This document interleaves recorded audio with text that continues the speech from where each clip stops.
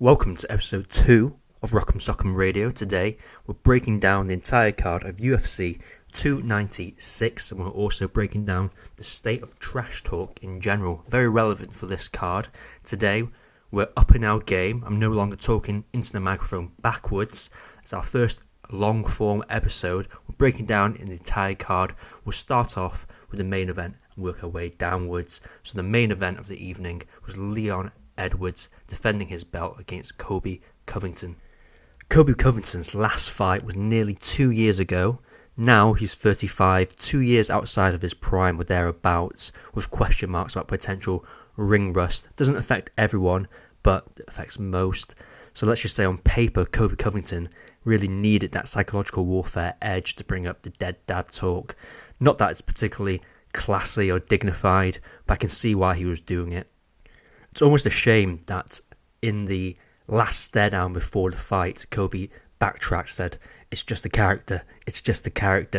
Colby should have really doubled down, in my opinion, made another shameless comment about his dad, and that way have a better chance of getting inside Leon's head, making Leon overreact, be overly aggressive in the first round, like Aldo did against McGregor, when McGregor was clearly under Aldo's skin, and Aldo gets knocked out in 13 seconds. But let's go into round one. Both start with lots of stance switching early. It was good to see Leon come out in the first round very composed, didn't come out like a wild man trying to land the big haymaker like Aldo did in that mistake against McGregor after the trash talk.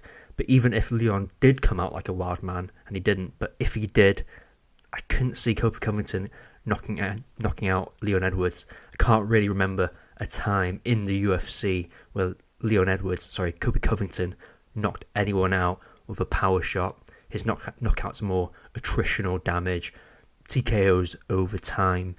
Now the commentators noticed right off the bat, halfway into the first round, that Colby Covington isn't pressuring, isn't using volume, which he's kind of known for. He's kind of known as cardio king, uses that to his advantage to apply pressure and volume. And without that pressure, they basically say he's not going to win. I completely agree. It doesn't look good for Colby early. He's not executing what I imagine to be the game plan right off the bat. Now, Leon wins round one. It's not a very action-packed round one. It's quite a boring round one. But Leon wins basically because he lands the only clean significant strike, which is one clean cross when they're both in the southpaw stance. He sneaks over the left hand over the lead shoulder of Colby. Looks very satisfying to watch. Must be very satisfying to land too. And then we go into round two again. No pressure from Colby. Colby walks himself backwards instead. Lets Leon pressure him. Basically invites Leon to take control of the octagon. And Leon has some nice counters. Makes Colby look hesitant throughout round two. Now, not too much happens in round two. The pair lose the crowd. They start to boo. I feel like even though it's a very pro Colby crowd, the boos were particularly aimed at Colby for not pressing the action like it was expected he would. It was clear, for me at least, at this point in round two, that there was ring rust, but not only had there been ring rust, Colby leaving ATT, American Top Team, was a bad move. I feel like his striking, his strategic mind as well, has really degraded over the last couple of years, and he can't execute his own signature style anymore, which is high pressure, high volume, take advantage of his amazing cardio. And then going to round three, we saw the first takedown. That was by Colby, and the commentary, there was good commentary by DC in the exchange highlighting Leon's mistake in defending the takedown. Now surprisingly, Leon tries to wrestle himself, gets an even better takedown than what Colby got on him, and basically everyone collectively, mentally accepts the fight's over at this point. Leon's won 3 rounds, and it's probably going to be more of the same. Colby can't out-wrestle, out-strike, he can't end the fight, so it's difficult to see how Colby wins outside of a terrible judge decision. Everyone suddenly realises the better fight to make for the title fight would have been Mr. Boring himself. Bilal remembered the name Muhammad, but Bilal rightfully deserved the title shot over Colby. They gave it to Colby anyway, and even Mr. Boring would have made a more entertaining fight through making it more competitive. This fight didn't feel particularly competitive, at least in the first 3 rounds. Having said that, do I think Bilal deserves the title shot next? Yes, but who would I rather see? I would rather see Shavkat get the title next. We'll talk about Shavkat's performance later. Apologies, Bilal. Everyone's overlooking you, and so am I. But going into round 4, there's a front choke attempt. Colby escapes the front choke, and the front choke felt like the inevitable, really. It felt like some foreshadowing about what's going to happen. If not the finish, at least it's going that way. Colby only starts to find some success late in round 4, but when you find success late in round 4, you've got to get the finish, or it's too little too late. Leon's already 3 rounds up. Round 5, Colby gets a big takedown. That's the only time the crowd gets excited and behind Colby. Now once again, Leon gets a return takedown. This time takes the back of Colby. Leon traps the left arm of Colby with his right hook, transitions to what looks like it's going to be a triangle arm bar from the back. Would have been incredibly cool if he got the tap, considering these are 2 decision machines. But instead we get a boring yet dominant decision win by Leon. Unfortunately, Leon lays on his back for the remainder of the 5th and final round when he doesn't get the triangle from the back. Now, he knows he's won on a round. He knows he's at least 3, probably 4 rounds up. So he essentially gives up round 5, lets Colby land tiny hammer fists, small ground and pound on him. It's not exactly the type of Bushido spirit that wins over the crowd. It didn't win over the commentators. It's not what you want to see from your champion either. Now, he wins a dominant decision. It's clear. Even the judges can't rob him. But the question is Colby's record in hindsight that impressive? Is it arguably padded? We're going to look back at his record now. So looking at Colby's record, working backwards, I've got it up now. Leon Edwards, that's a legit fight, but he loses in a dominant fashion. Should have really lost every single round if Leon didn't just give up in round 5.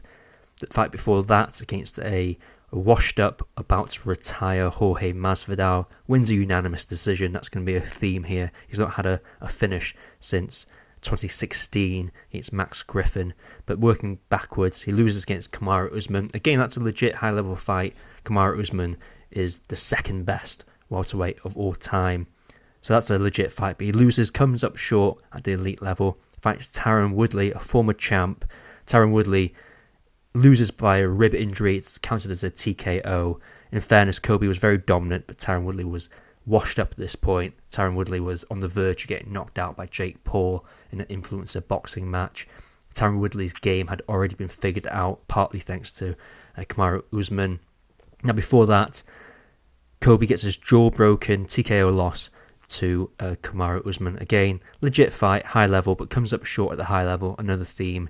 Fights Robbie Lawler before that, back in 2019. Robbie Lawler already over the hill at that point. Not sure how impressive that win is. Before that, he fights Rafael dos Anjos, who's a lightweight. It's a legit win, and Rafael dos Anjos was in a good place that time, but nevertheless, he's a lightweight. Before that, fights Damian Maia. Damian Maia, legit high-level fighter, but he was already over the hill at that point, and Damian Maia had already been figured out, partly thanks to Tyron Woodley. Before that, Dong Yoon Kim, not exactly a high-level win. Before that, Brian Barberena, again, not a high-level win. Before that, it's his only TKO, his only finish since 2016. That's Max Griffin, who I'm sure we've all kind of forgotten. So it's either decision wins against people that are over the hill or not elite, or that one TKO against Max Griffin in 2016. Again, not elite. Every time he fights that elite level against someone who's not over the hill, he comes up short. So the record, not as impressive. The legacy, not as impressive, unfortunately, for Colby. Doesn't help his next fight. He's calling out Wonder Boy. So this begs the question, is Colby washed up? I don't think Colby's washed up, but he's definitely well past his prime, or at least never going to look like his old best self. He'll never get another title shot. I think he made a mistake leaving ATT, burning those bridges. Now, Colby calls out Wonder Boy, but I think he should fight maybe Shavkat or Bilal next if you're not going to give one of them the title shot. You have to wonder, did Colby put too much pressure on himself as well from that trash talking, crossing the lines? And did Colby really has his game degraded essentially? Now he's left ATT. I think it has. Now I'd say he's on the verge of being washed up. I think he will look better at his next fight now he gets a step down in competition. Now he's shaken off the ring rust. He was getting booed in his post-fight interview despite playing to the crowd, shouting out the first responders, shouting out Donald Trump, but then it almost became patronising because it didn't work. And then he really leaned into his right-wing fans, doubled down with the fake election talk, going full conspiracy mode, going full undermining US democracy mode. It felt patronising. I think the crowd saw through it. It didn't really get the cheers he wanted. But good for him. We love to see a character. Who doesn't love to see a character in MMA? There's not enough post-Chael Sonnen characters. So I personally enjoy it for the entertainment, even though it is kind of ridiculous. I don't think Colby Covington will be a pay-per-view draw again. I think he's going to lose some fans here with his boring performance. And ultimately, the shtick, the bad guy, Donald Trump right-wing shtick, doesn't really work if he can't walk the walk. If he just talks the talk, it doesn't really work. Now, in the post-fight press conference, he calls out the 40-year-old Wonder Boy, makes up some fictional beef. I think if they give him the Wonder Boy fight, that's an easy win. You're fighting literally a 40-year-old who did not look good, and we'll get into the Wonder Boy fight later because I did predict a big upset and I was dead wrong. But thinking about some more, I think Colby deserves a bit of a step down in competition rather than fight a guy who's basically next for the title. Maybe he should fight Sean Brady, who's also not that young, but a young name. If not, he should fight Gilbert Burns. I think that fight's been in the making for a while, but it didn't seem to happen for whatever reason. So we're going to move on now to Pantoja versus Brendan Royval. Now for me, it was hard to get excited about this title matchup because I know Mighty Mouse is still out there. I know Henry Cejudo is still out there. In my opinion, both this older Mighty Mouse and this older Henry Cejudo would whoop both these guys and get the belt. But hey, maybe UFC should take a page out of Circus Fights book and just do a tag team 2v2 matchup. Brendan Royval and Pantoja versus Mighty Mouse teaming up with Henry Cejudo. That's the fight I like to see next. But Royval is a grappler, which is tough because it looks like he's a big strength disadvantage just looking at him physically. Although Brendan Royval is 5'9", very tall and long for the division, whereas Pantoja in the weigh-ins just looked chiseled. He looked significantly stronger, and that played out in the fight. Royval was more slick, long and speedy as a striker early on. Pantoja was the more physical striker and the more physical grappler, and essentially that physicality was the story of the fight.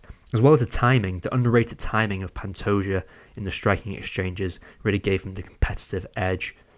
Now it was nice to see that the flyweight division is probably the last male division in MMA where Brazilian Jiu-Jitsu really comes at play, and because of that we saw a lot of good Brazilian Jiu-Jitsu action, which I personally miss, and we got to see actual good Rogan commentary, which again I miss. Anytime there's actual BJJ, Rogan comes to life, he gets excited, you can tell that in his commentary, and some good commentary here by Rogan.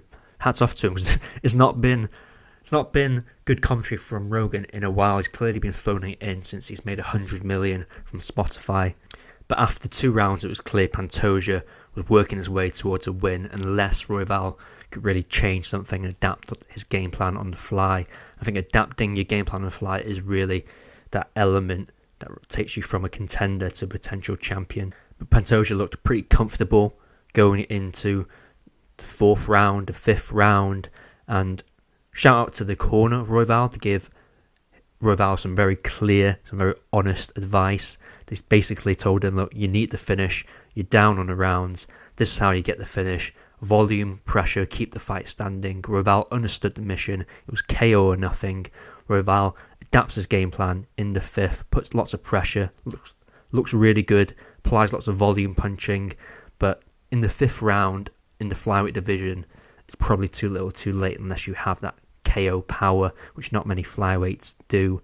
Both men, though, hats off to them. They win over fans. It's a great fight. I wasn't expecting it to be that good of a fight. But like I said, it's hard for me to get excited for the flyweight division knowing that the 2 best guys are out there and they're not in the UFC flyweight division. One's in the bantamweight division and the other one's in Asia in ONE FC. So we're going to move on to Shavkat the Nomad Rakhmonov. Really should be called the Terminator. he should really reconsider, because that's a great nickname for him, and this fight is another reason why he should be called the Terminator. Now he fights Wonderboy Thompson.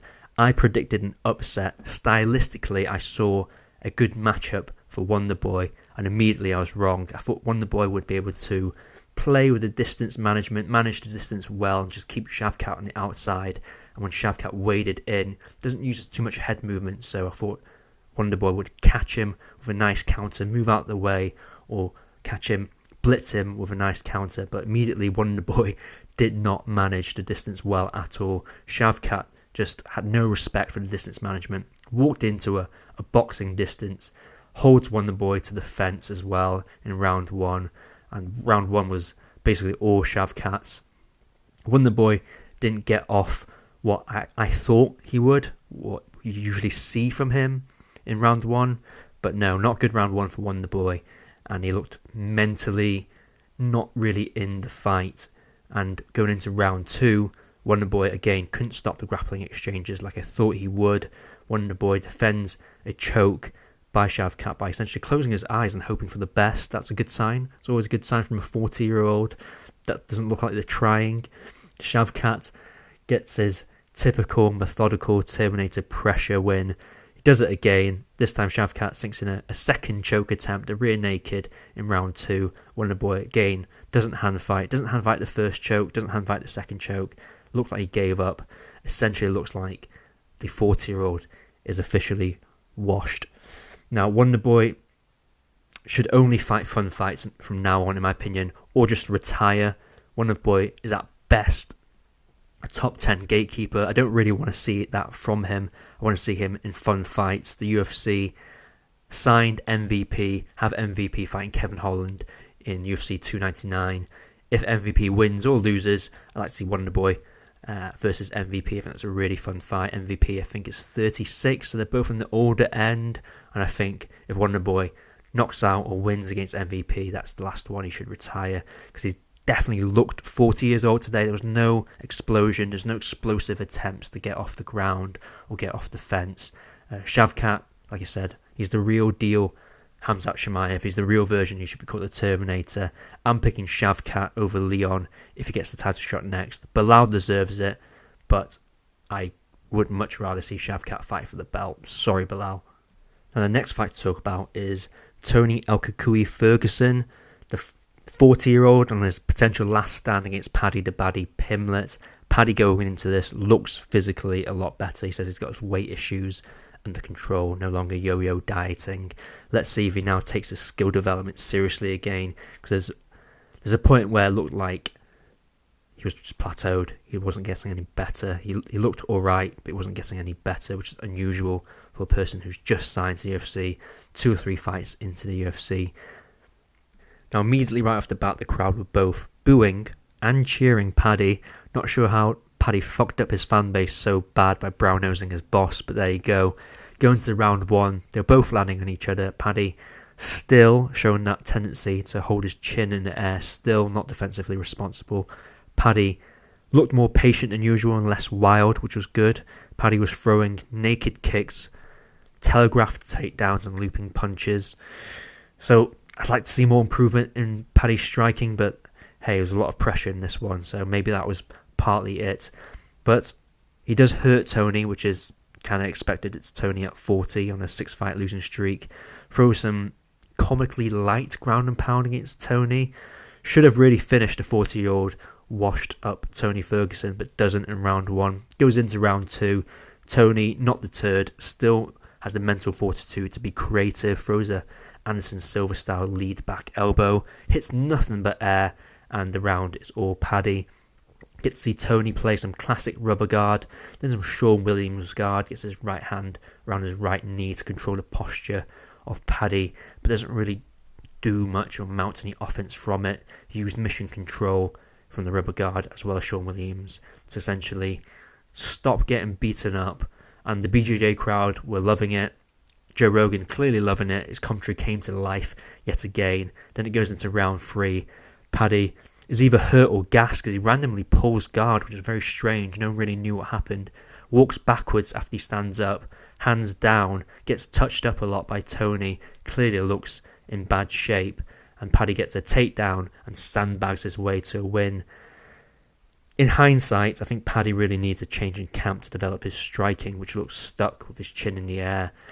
He says he threw everything he had at Tony in round 1 to get the finish, but his output actually wasn't that high. Wasn't throwing that many significant strikes, wasn't hurting Tony that bad.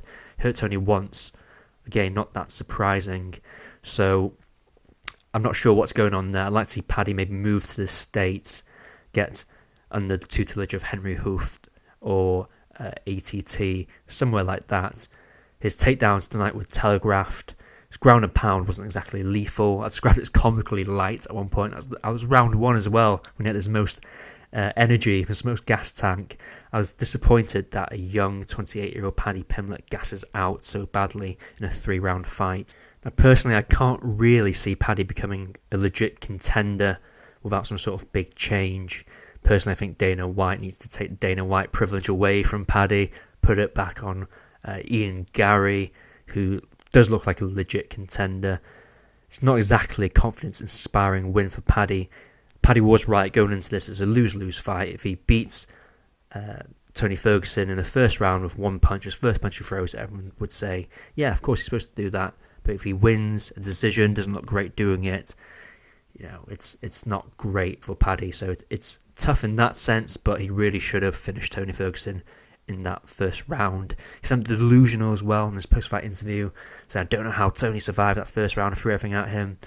The volume wasn't that high, the significant strikes weren't that high, the ground and pound wasn't that hard, and he gassed out from it too. So I think Paddy needs to do more than just jiu-jitsu. He needs to put in some serious work, change his camp, or change something in his camp. Because I'm a sadistic bastard, I think we should feed Paddy to Jalen Turner next. If not, give him a competitive fight, which would be probably old, washed-up RDA, who belongs in the lightweight division. I think that's a good fight, and that's a good competitive fight. Tony, on the other hand, has a 7-fight losing streak. That's the longest losing streak in the history of the UFC, matching BJ Penn's longest losing streak. It also matches BJ Penn's for the biggest fall-off, biggest downfall. I think the UFC should cut Tony on ethical grounds. Just let PFL have the Tony Ferguson name. Let Tony potentially die in a smart cage and not the octagon. It's going to be a PR nightmare. It isn't going to work milking Tony Ferguson anymore for the last piece of his soul. However, Dana White's comments didn't seem like they were going to cut Tony. Just Dana White saying he wanted to see Tony retire. No suggestion of cutting Tony. So, unfortunately, I bet Tony's got another fight in him. I don't think he's going to say no, and I don't think Dana's going to say no either. Now, Bryce Mitchell versus Josh Emmett next to talk about. Bryce Mitchell makes weight with no problem. The reason why I mention that is because despite making weight with no problem, he didn't physically look like he was in good shape, even when he was drained. Now, I'm a bit worried that he was taking this fight for the cash, like his last fight where he got KO'd reasonably quick and he wasn't in good shape. Now, predictably, this ends in a KO too. I think a lot of people saw Josh Emmett winning by KO. Headshot dead, I suppose. But Bryce goes to sleep, stiffens up, then has a seizure. Very worrying. No one likes to see that. Probably one of the scariest KOs in UFC history. Up there with that guy that no one remembers from The Ultimate Fighter who went to sleep from a knockout. Woke up half conscious, screaming in pain from a broken jaw. This is up there, if not worse, because everyone loves conspiracy nut, right-wing nut Bryce Mitchell. And I think Bryce Mitchell's knockout was so bad he should generally consider retirement. I think his team should talk to him about retirement and potentially pursue a career in Brazilian Jiu-Jitsu. You can get paid quite well in Brazilian Jiu-Jitsu now. On top of that, you can build a Brazilian Jiu-Jitsu gym. You know, Bryce is a master of woodwork. He's a master of wood jitsu. He's built his own home with wood. He's got interviews talking about wood. Sounds like an old uncle I have. But he could make his own gym, probably reasonably quite cheap. He could build it himself, do seminars, do Brazilian Jiu-Jitsu classes there, or at least take 2 years off if he's going to fight. And I've seen that statement he made on Instagram. It looks like he's going to continue fighting. I'd like to see him at least take 2 years off because that was really worrying. I had jokes prepped, but I'm not convinced Bryce Mitchell won't die in the next coming months, so I'm not going to make those jokes. But yeah, hopefully this team around in the Flat Earth Council are looking after him and tell him to take significant time off at the very minimum. Now, going into the prelims, they were phenomenal. Only 2 decisions in the prelims. That's how you knew the main event was going to be a bit funky, when the prelims are that good. Now, working in reverse order, there was Jacoby versus Menafield. Jacoby is a former Glory kickboxer, and Menafield clearly knows that because he loses round 1 to Jacoby off Jacoby's reputation. Menafield's hesitant to engage with Jacoby's striking. He's confident to pressure that, as in Jacoby, not really landing much, but really has that aura of, I'm the better striker, I'm just going to pressure you, I'm going to throw feints, look confident. Menafield looks scared of the feints. But then in round two is a serious banger. If you haven't watched round 2, go back and watch that. They both hurt each other time and time again. You could say it's rock'em sock'em robots, pun intended.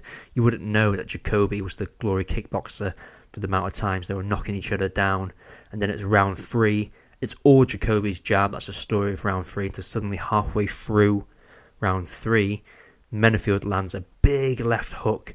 Jacoby never really recovers, is kind of dazed for the rest of the round. No one really knows it until the round's over, but Menafield rightfully wins round 3 with just 1 punch, which is crazy, and Menafield rightfully takes the decision as well. Super close decision, but basically 1 punch round 3 wins the fight for Menafield. I'd like to see Menafield fight maybe Anthony Smith next. I'd love to see Anthony Smith gets knocked out. That's always fun to watch.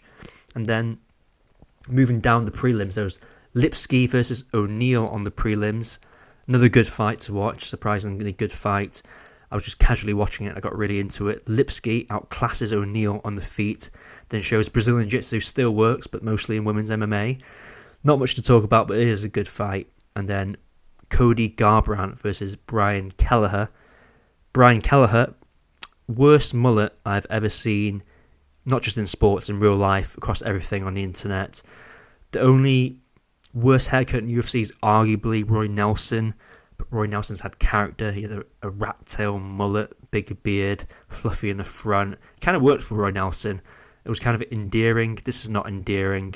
Even Joe Rogan and DC mocked it on air. If you haven't seen it and you're not interested in watching that fight so far down the prelims, essentially Brian Kelleher is bald on top, bald on the sides, mostly bald on the back, and has about 2 inches of hair at the bottom, just above the neck. About 1 inch of hair, not even a curly mullet, not even a long mullet.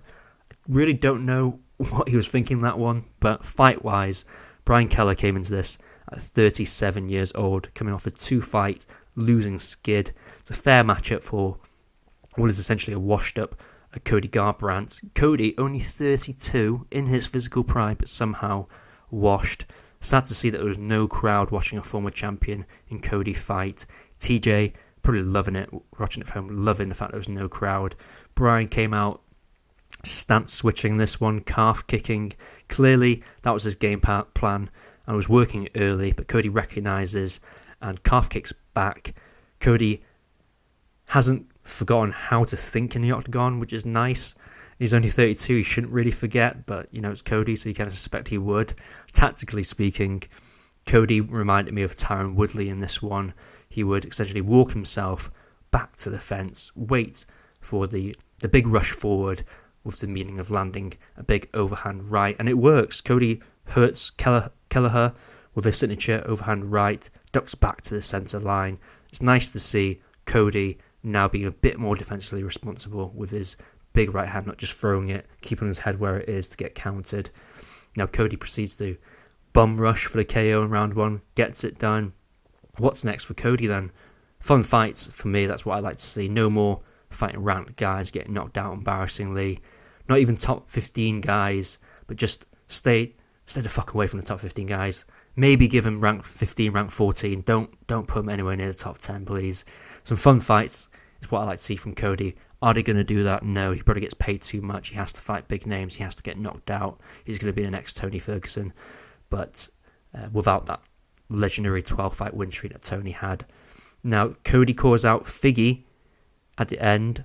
Don't do that. Don't do that. It's a terrible matchup for a washed-up Cody. Figgy's going to have a highlight reel first-round KO if they make that fight. TJ, again, watching it at home, excitedly laughing at that matchup, twisting his long gyno nips. Can't wait to see it. I mean, Andre Fili is another good matchup on the prelims, fights Lucas Almeida. Andre Touchy-Fili, arguably the best nickname in the UFC right now that the Korean Zombie is retired.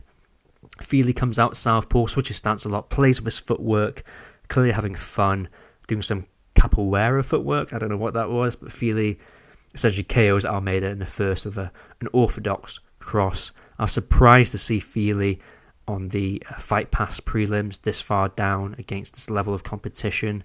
Fili fought a close fight in his last fight, lost to Nathaniel Woods, who's a very well-respected potential contender in the making. And so is Fili. Fili's had 10 years in the UFC. He's grown up in the UFC, which is tough. Not many people grow up in the UFC and improve. Fili has. The best example of that is clearly Max Holloway. But put some respect on Fili's name. He's had 10 years in the UFC. He deserves a better opponent. Next fight for Fili, I'd like to see him fight maybe Bruce Leroy, Alex Caceres, who's I think ranked 14 right now. Caceres, Fili is potentially fight the night written all over it. At least a really good fight. Both guys are veterans at this point, been in the UFC for 10 years respectively. Never somehow fought each other though, so I'd like to see that matchup. Personally, I favour Fili in that matchup because the legit wrestling edge he has over Caceres, but I think that fight would mostly play out on the feet. Really exciting, potential fight of the night written all over it. Now let's talk about the meta of trash talking at this point. Trash talking really elevated by the best trash talker the UFC's ever known, that's Chael P. Sonnen. He really gave everyone a blueprint of how to essentially be a character, make big money, talk yourself into the big fights. But the game really changed post Conor McGregor versus Khabib. That build-up was ridiculously personal, with the race baiting, the mocking of Khabib's wife and his wedding pictures, religious taunts, alcohol being passed to a Muslim fighter. Not even Dana White could stomach it. He said that was too far. Now the influence can be seen in almost trickle-down effect, Reaganomics style, that Colby would love to say. The influence can be seen in Colby. Filters all the way down recently to Dricus du Plessis and O'Malley, when Dricus and Sean O'Malley were talking about Strickland's past abuse from his father, some of which quite disturbing. They actually went there, but Colby crossed that line and just really opened the door for everyone to do it these days. It's become a lack of dignity, hot potato game these days. But if you don't know what exactly I'm talking about, you live under a rock. Colby Covington, in the build-up to this fight in the press conference, says something words and lines of, I'm going to take Leon to the 7th levels of hell and we'll say what's up to your dad. And that really ticks off Leon, rightfully so. Even Paddy Pimblett said he was really pissed off by that. I think a lot of people were. Is that crossing the line? There's two ways of looking at it. There's the Mike Tyson philosophy where Mike Tyson says nothing's off the line. It's psychological warfare. You do whatever you can to gain that advantage. You get under their skin and hopefully they come out guns blazing in the opening round, Jose Aldo style, overextends and they let themselves get caught, or they fight emotional away from their game plan. I think that was Kobe's intentions here, as well as selling the fight, trying to be a big draw, and it probably worked from that point of view. It probably got a lot of eyeballs on him, on the fight. It helped pay-per-view numbers, I imagine, but it didn't work with drawing Leon out of his composure. Now, in terms of the other way of looking at it, yeah, you can say some things in the fight game are crossing the line. That's the Dana White approach. He doesn't personally like family talk, and does, yeah, from a fan point of view, I'd like to see trash talking. I love to see trash talking, but I'd like to see a balance of it. I want to see some characters like Lyoto Machida, who's making bowing great. Let's make bowing great again. We need another karate guy like Wonder Boy Thompson, but speaks no English and just bows all the time. I'd like to see something like that, but it's skewed the other way. There's a lot of wannabe Colby Covington's, a lot of wannabe Conor McGregor's. I'd like to see more variety in the sport, but I personally don't think any trash talking cross the line. I'm with Mike Tyson on this one. It's entertaining, gets eyes on the sport, gets you paid, and it might get your opponent out of the game plan. So it does work for me, even though it's hella controversial. It's not what you want from the sport. I mean, not too long ago, the sport was banned in a lot of countries, including New York. A lot of people call it human cockfighting. You'd never see it on news channels. So it's just got there now. So I can see how someone could do that and bring the sport back a bit. But hey, that's the game. That you can't change the sport. If you changed the sport forever, it wouldn't be the same. And you need trash talking. That's part of the game. So that's me. Like, comment, subscribe, hit the bell as well. I'll leave my email address in the description if you want to leave any questions. And yeah, we'll be breaking down the next card, no doubt.